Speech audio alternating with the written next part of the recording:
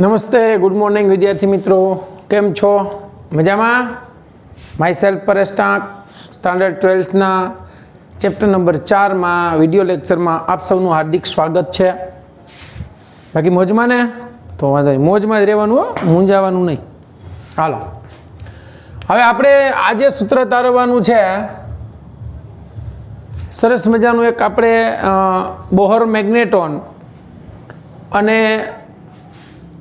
ચુંબકીય dipole moment એની વચ્ચેનો સંબંધ, એ બોહર મેગ્નેટોનનું આખું સૂત્ર તારવવાનું છે. તો અહીંયા આપણે એમ કીધું છે કે ન્યુક્લિયસની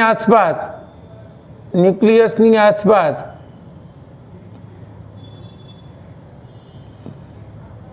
પરિભ્રમણ કરતા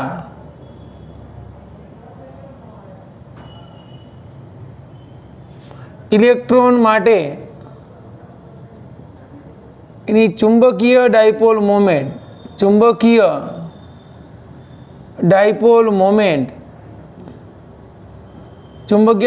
મોમેન્ટ મ્યુ એલ નું સૂત્ર મેળવો. અને ગાયરોમેગ્નેટિક રેશિયો એટલે શું?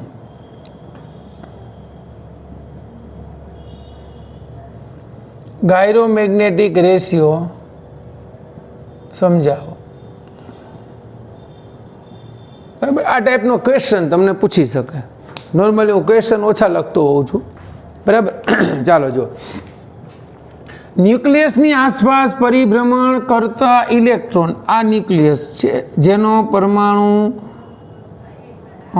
ક્રમાંક Z અને એનો વિદ્યુતભાર E છે. આ ન્યુક્લિયસની ફરતે વર્તુળાકાર કક્ષામાં ઇલેક્ટ્રોન પરિભ્રમણ કરે છે. ખાસ સમજજો, ઇલેક્ટ્રોનના પરિભ્રમણની દિશા આ છે, વિષમ ઘડી. એટલે આ દિશા જે છે એ વિદ્યુત પ્રવાહની દિશા થાય. વિદ્યુત પ્રવાહની દિશા સમઘડી થશે. ઇલેક્ટ્રોન વિષમ ઘડી ફરે છે.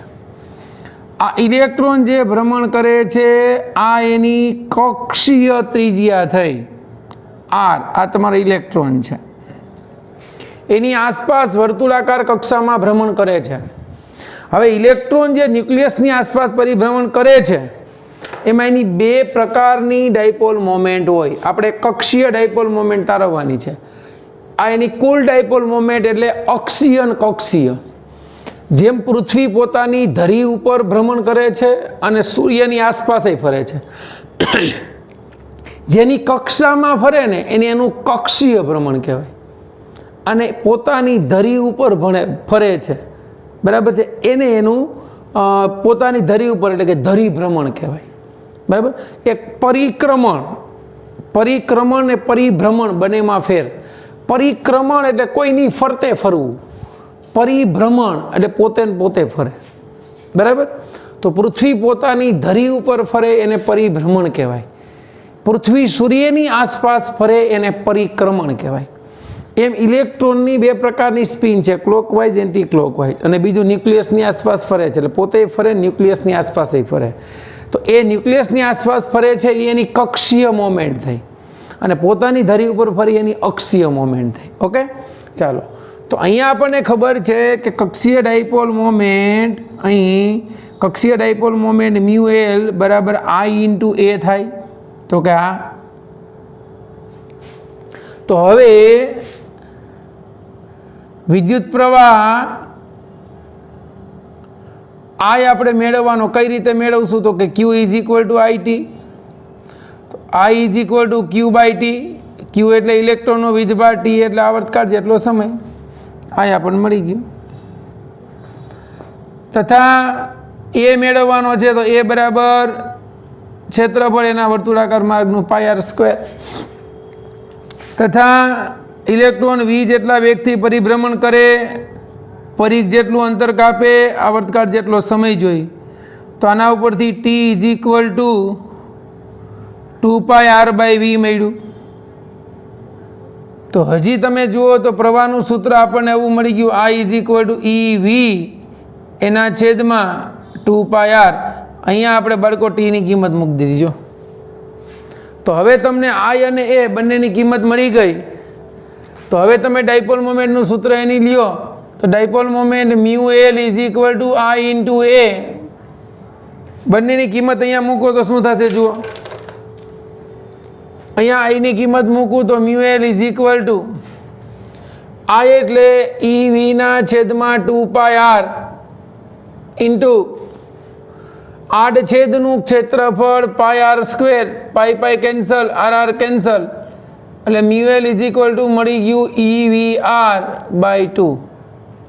આ જે મળી તમને MCQમાં પૂછી શકે કે ઇલેક્ટ્રોનની કક્ષીય ડાયપોલ મોમેન્ટનું સૂત્ર મેળવો તો વેગ આપ્યો હોય, ત્રિજ્યા આપી હોય, વિદ્યુતભાર ઇલેક્ટ્રોનનો ખબર છે તો તમને એની ડાયપોલ મોમેન્ટ મળી જાય. હવે ધ્યાન આપજો અહીંયા. હવે ઇલેક્ટ્રોન ને મળતું કોણીય વેગમાન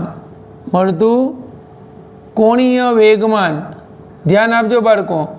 કોણીય વેગમાન L બરાબર r×p. જો અહીંયા ઇલેક્ટ્રોનના વેગની વાત છે તો ઇલેક્ટ્રોન આમ ગતિ કરે છે, વેગ સ્પર્શકની દિશામાં હશે, વેગની દિશામાં વેગમાનની દિશા હશે. હવે આ પરિભ્રમણ આમ કરે છે ઇલેક્ટ્રોન, એટલે આ r થયો અને આ v થયો.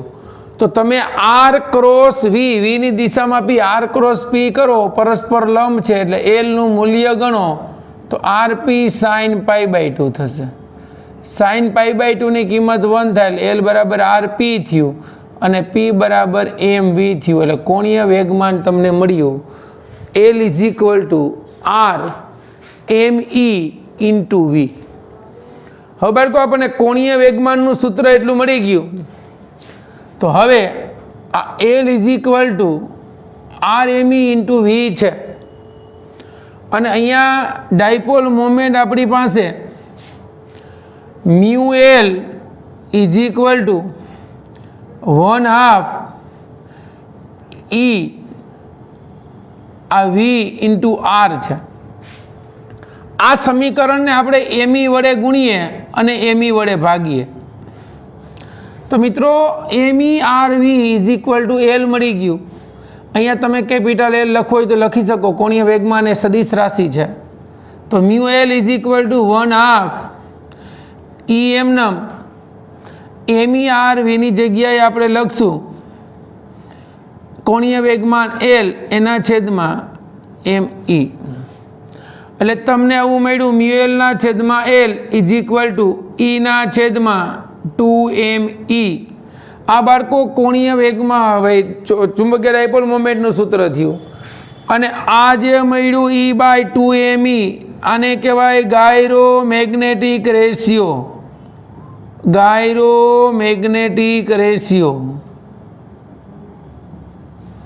એનું મૂલ્ય હવે અહીંયા જોજો, μL ના છેદમાં L ઇઝ ઇક્વલ ટુ હું લખું છું -E/2me.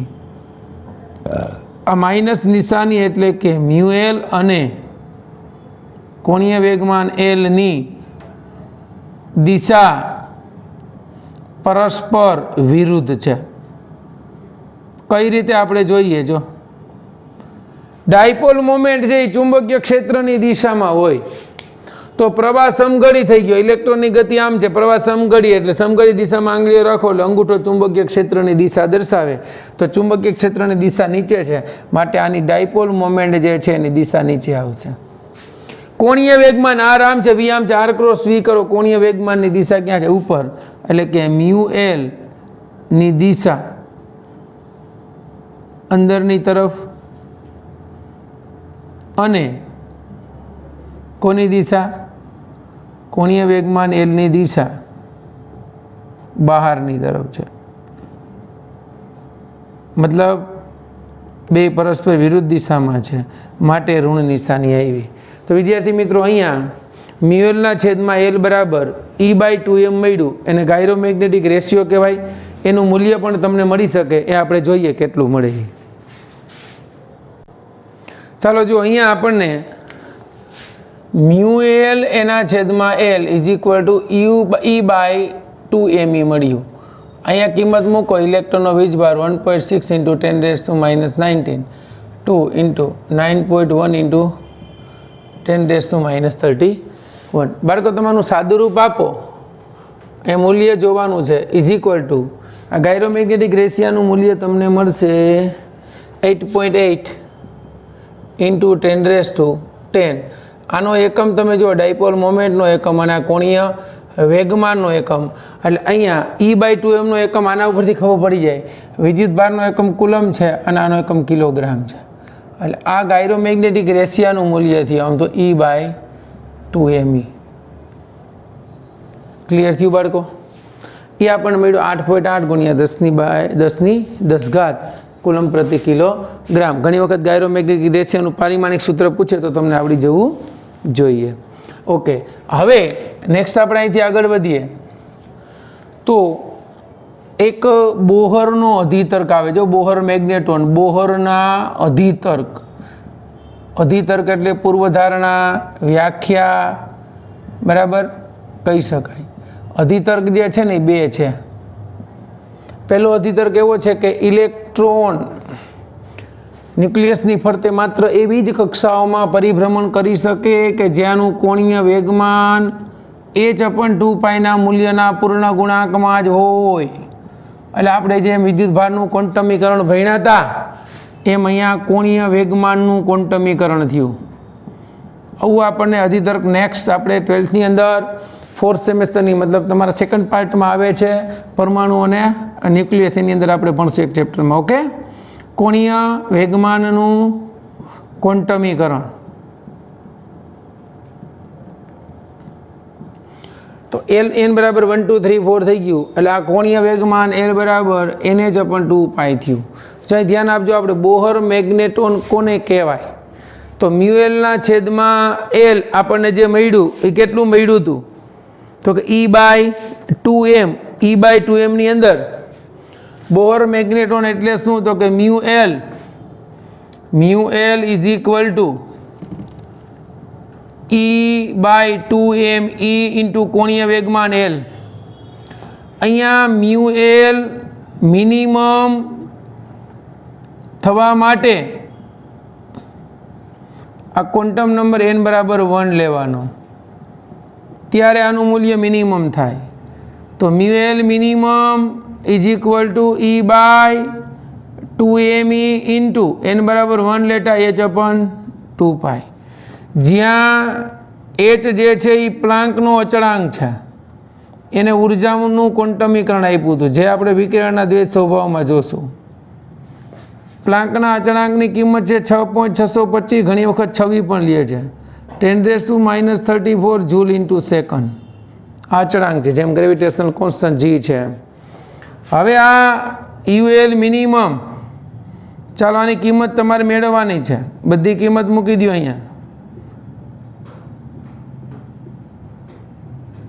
Okay 2 mass of electron you know 9.1 10⁻31 2 into 3.14 ચાલો આનું સાદું રૂપ આપો E/2m h/2π નું સાદું રૂપ આપતા કેટલું મળે છે જુઓ આ ડાયપોલ મોમેન્ટ થઈ ગઈ ડાયપોલ મોમેન્ટનો એકમ શું થશે એમ્પિયર ઇન્ટુ મીટર સ્ક્વેર તો ચુંબકીય ડાયપોલ મોમેન્ટનું મૂલ્ય કેટલું મળ્યું તમને 9.27 ગુણ્યા 10⁻24 તો μL minimum is equal to 9.27 into 10⁻24 ampere metre square આ ડાયપોલ મોમેન્ટનું મૂલ્ય તમને મળ્યું એટલે આ મિનિમમ મૂલ્ય દર્શાવે છે μLના લઘુત્તમ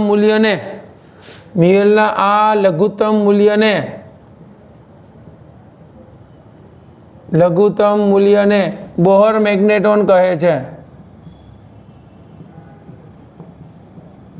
Bohr magneton 1 bm is equal to 9.27 into -10⁻24 ampere metre square આ ક્લિયર થયું બાળકો તો આ જે છે એ ગાયરોમેગ્નેટિક રેશિયાની વાત થઈ ઓકે તો ગાયરોમેગ્નેટિક રેશિયો E/2m થાય એ આપણે જોયું અને એના ઉપરથી તમને બોહર મેગ્નેટોનનું સમીકરણ મળી ગયું 9.27 મતલબ એની કિંમત એને ગુણ્યા 10⁻24 એમ્પિયર ઇન્ટુ મીટર સ્ક્વેર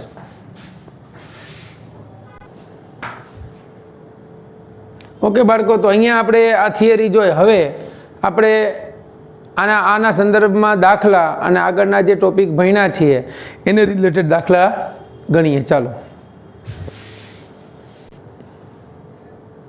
ચાલો હવે આપણે સમજીએ. ઉદાહરણનો દાખલો આપણને આપ્યો છે એક ઉદાહરણ 4.11.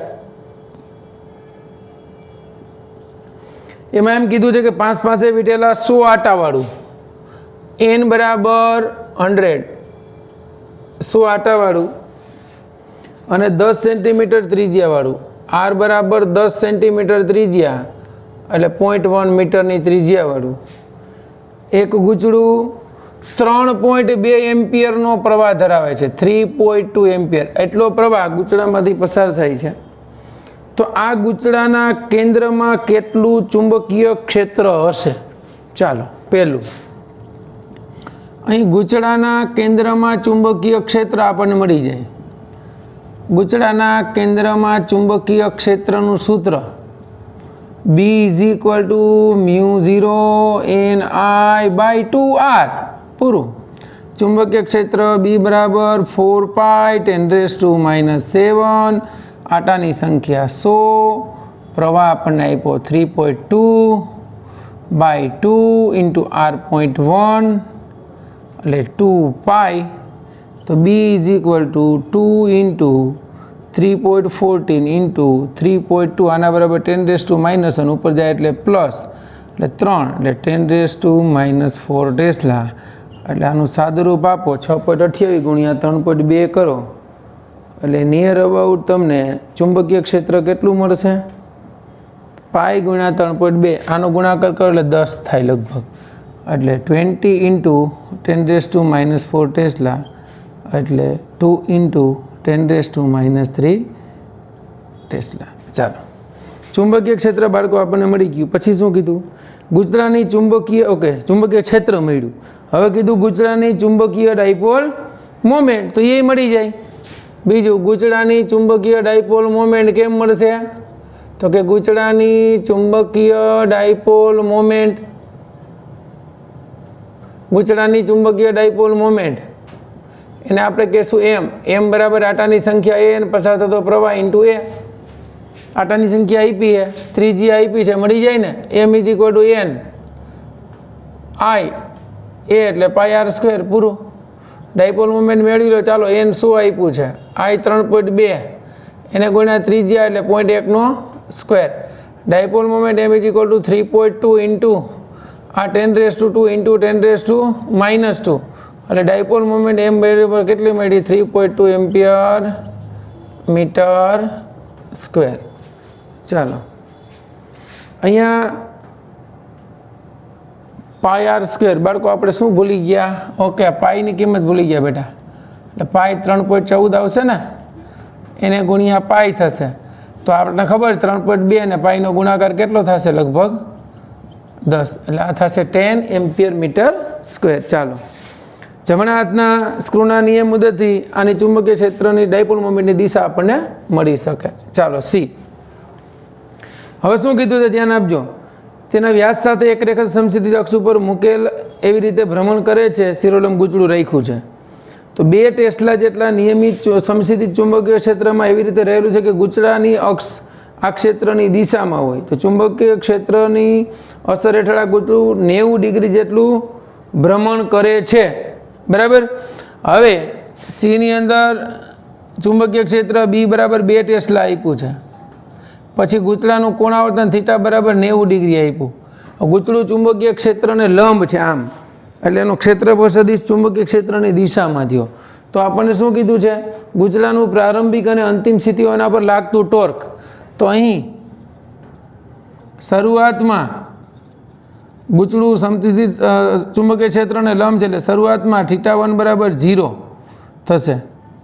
θ1 0 થાય તેથી ટોર્ક કેટલું થશે? તો કે ટોર્ક બરાબર m × b. m એટલે ચુંબકીય ક્ષેત્રની દિશા અને આ ડાયપોલ મોમેન્ટની દિશા. અહીંયા આપણે ટોર્ક જે છે m × b ના સ્વરૂપમાં ગણવું હોય તો ગણી શકીએ. બાકી ટોર્ક બરાબર ni લખો તોય ચાલશે. અહીંયા θ 0 થઈ ગયો એટલે ટોર્ક કેટલું મળી ગયું? 0. આ જે છે ને ઇનિશિયલ ટોર્ક કીધું.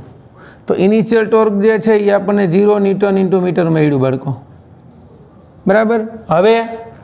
હવે ક્યુ તો કે જ્યારે ગૂંચળાને કેટલું કોણાવર્તન કરવાનું, થીટા બરાબર 90 ડિગ્રીનું કોણાવર્તન કરાવવામાં આવે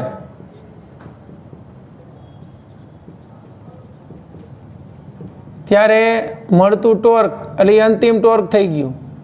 એ ટોર્કને આપણે ફાઇનલ કહી, ટોર્ક ફાઇનલ બરાબર mb sin π/2 કરી નાખો સીધું. તો કહીએ આ ફાઇનલ ટોર્ક એમ આપણને મળી ડાયપોલ મોમેન્ટ 10, ચુંબકીય ક્ષેત્ર 2 ટેસ્લા આપ્યું છે તો કેટલું મળ્યું 20 ન્યૂટન ઇન્ટુ મીટર. એટલે અંતિમ ટોર્ક મળ્યો આપણને 20 જૂલ. ટોર્કનો બીજો એકમ જૂલ છે.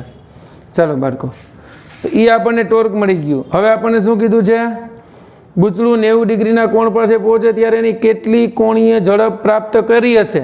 ગૂંચળાની જડત્વની ચાક માત્રા 0.1 કિલોગ્રામ મીટર સ્ક્વેર છે. ચાલો ડી, જડત્વની ચાક માત્રા બરાબર 0.1 કિલોગ્રામ મીટર સ્ક્વેર અને થીટા બરાબર 90 હોય ત્યારે પ્રાપ્ત કરેલી કોણીય ઝડપનું સૂત્ર તારવવાનું છે બાળકો. ચાલો હવે કોણીય ઝડપનું સૂત્ર આપણે કેમ તારવશું, યાદ કરો પહેલા ચેપ્ટરની અંદર કોણીય ઝડપનું સૂત્ર આપણે તાર્યું હતું. અહીંયા થોડોક ડિફરન્સ આવશે. શું કામ, તો એક ટોર્ક આપણને ખબર છે પુનઃસ્થાપક ટોર્ક ગણો એટલે mb થીટા થાય, બીજું ટોર્ક જે છે I આલ્ફા થાય. બંનેને સરખાવીએ એટલે mb theta is equal to I અહીંયા d ઓમેગા બાય dt થાય. ધ્યાન આપજો, આપણે કોણીય ઝડપ જોઈએ છીએ એટલે અહીંયા થીટા જો નાનો લ્યો તો ભલે, નહીંતર આપણે વિકલન કરવું છે તો થીટા તો નાનો નથી, મોટો છે, 90 ડિગ્રીનું પરિભ્રમણ છે. એટલે આ પુનઃસ્થાપક ટોર્ક નથી લાગવું, આપણે એને ફેરવવાનું જ છે. તો આ ટોર્ક થઈ ગયું mb sin થીટા અને I d omega by dt. હવે ધ્યાન આપજો, અહીંયા ખાસ આ સમીકરણને બીજી રીતે લખવાનું છે, d ઓમેગા બાય dt એટલે d omega by d theta into d theta by dt. કાંઈ કર્યું નથી, થીટા વડે ગુણ્યા અને થીટા વડે ભાગ્યા. તો ખરેખર આના બરાબર આપણે શું લખી શકીએ, તો d omega by d theta into omega લખી શકીએ. તો આપણે આના બરાબર આ લખવાનું છે. તો એના બરાબર તમે લખો d ઓમેગા બાય dt તો શું થશે જુઓ, અહીંયા mb sin થીટા છે is equal to I omega d omega by d theta. આવું સમીકરણ મળ્યું. આ સમીકરણમાં d ઓમેગાને સૂત્રનો કરતા બનાવવાનો છે અને એનું સંકલન કરવાનું છે એટલે આપણને આન્સર મળી જશે. ભ્રમણ જે છે આપણે 0 થી 90 ડિગ્રીએ કરાવશું એટલે એ કિંમત એ રીતે મૂકશું. ચાલો 2 મિનિટ વેઇટ કરો, આપણે ગણીએ છીએ. ચાલો આ સમીકરણને નંબર 1 આપી દઈએ. હવે સમીકરણ 1 ને આપણે લખવું હોય તો આ રીતે લખી શકીએ બાળકો, I omega d omega is equal to mb sin theta into d theta. આ સમીકરણનું સંકલન કરવાનું છે.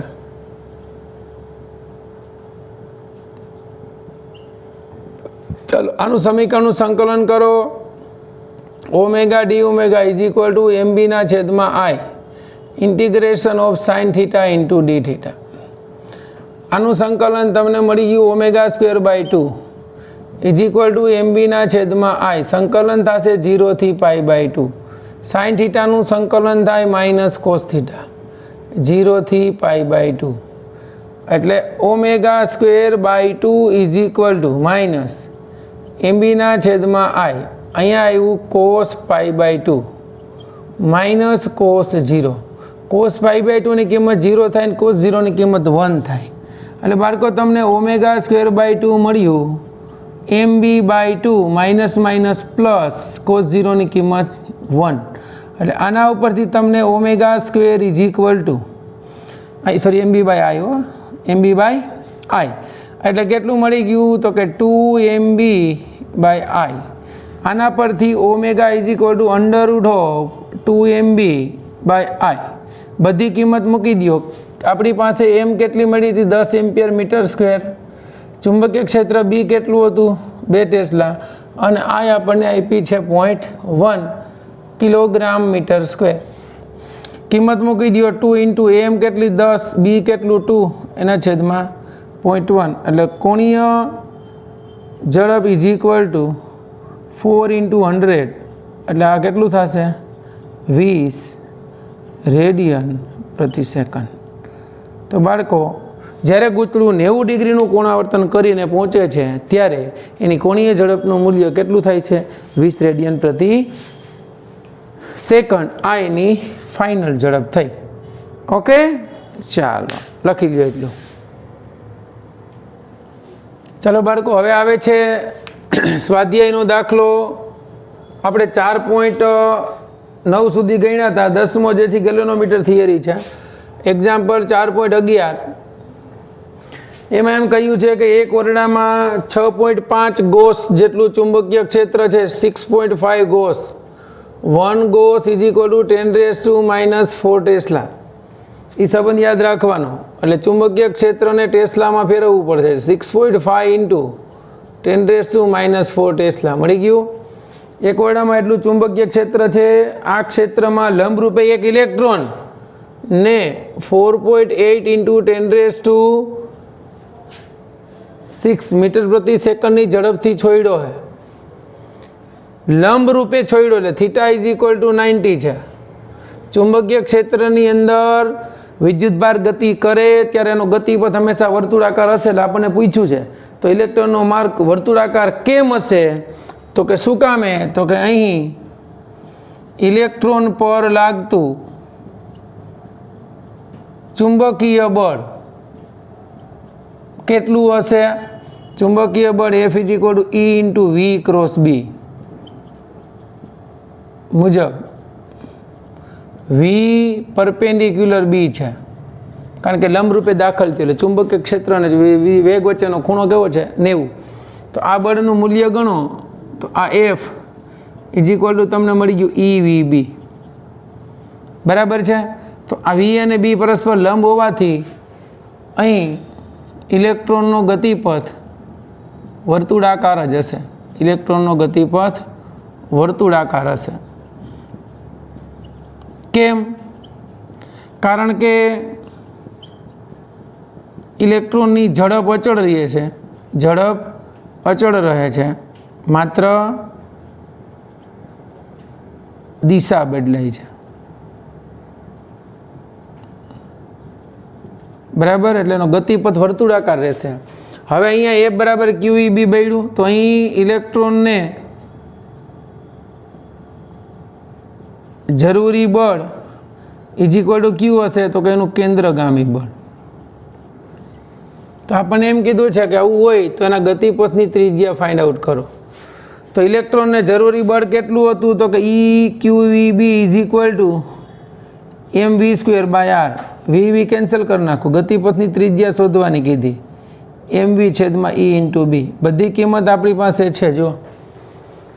બરાબર, m ઇન્ટુ v/b ઇન્ટુ એમ એટલે માસ ઓફ ઇલેક્ટ્રોન.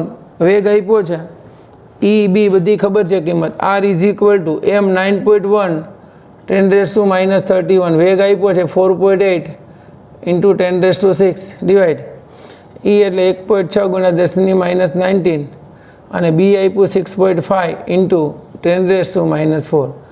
આનું સાદુરૂપ આપો એટલે 19 4 23 23 ઉપર જાય એટલે કેટલી વધી 8 8માંથી 6 એટલે -2 વધ્યું. આનો ફાઇનલ આન્સર જે છે એ મળશે 4.2 ઇન્ટુ 10⁻² મીટર. એટલે આના ગતિપથની ત્રિજ્યા થાય 4.2 સેન્ટીમીટર. ક્લિયર બાળકો? તો આ ઉદાહરણ હતું એ સ્વાધ્યાય દાખલો હતો 4.11. હવે આપણને શું કીધું છે 4.12 જો એના જેવો જ છે, કશો ફેર નથી, થોડુંક ખાલી ઉમેરવાનું છે. આપણને એમાં એમ કહ્યું છે કે જો ઇલેક્ટ્રોન વર્તુળાકાર કક્ષામાં ઇલેક્ટ્રોનના ભ્રમણની આવૃત્તિ શોધવાની છે તો આપણે આવૃત્તિનું સૂત્ર જે છે એ શોધવાનું છે. તો આપણને મળી જાય. તો આ સાયક્લોટ્રોન જેવું જ થયું બાળકો. ઓમેગા ઇઝ ઇક્વલ ટુ શું લખતા હતા? EB/m લખતા હતા. તો આવૃત્તિ F એટલે ઓમેગાની જગ્યાએ હું મૂકી દો 2πf. 2πf is equal two EB/m. તો આવૃત્તિનું સૂત્ર શું થયું? EB/2πm પૂરું.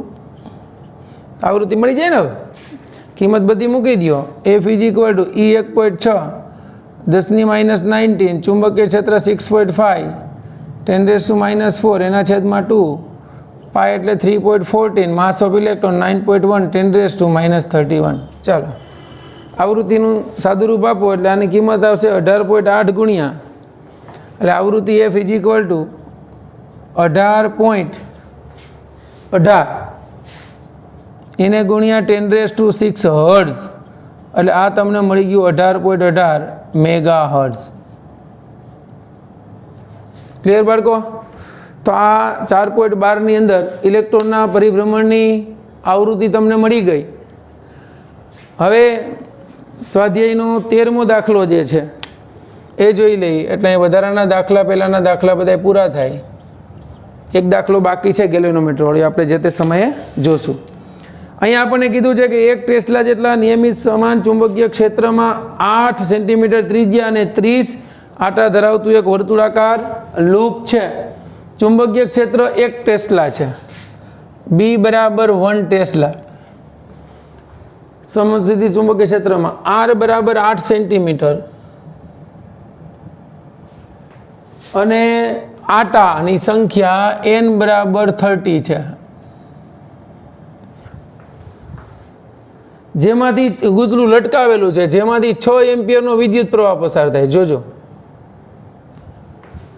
6 એમ્પિયરનો વિદ્યુત પ્રવાહ પસાર થાય છે. તો ક્ષેત્ર રેખાઓ ગૂંચળાના લંબ સાથે 60 અંશનો ખૂણો બનાવે છે. એટલે આપણને થીટા આપી દીધો, થીટા = 60 અંશ. તો ગૂંચળાનું આવર્તન ન થાય તેના માટે લગાડવા પડતા જરૂરી વિરુદ્ધ દિશાના ટોર્કનું મૂલ્ય શોધો. તો બાળકો E ટોર્ક આપણને મળશે, સૂત્ર આપણે ભણી ગયા છીએ, B ના યાદ રાખવાનું, B ના sin થીટા NIBA. ટોર્ક બરાબર B 1 ટેસ્લા, I 6 એમ્પિયર, આટાની સંખ્યા આપણને આપી 30, આડછેદનું ક્ષેત્રફળ πr² અને sin 60 ની કિંમત થશે √3/2. બધી કિંમત અહીંયા મૂકી દો બાળકો એટલે આપણને આન્સર જે છે એ મળી જશે. ચાલો અહીંયા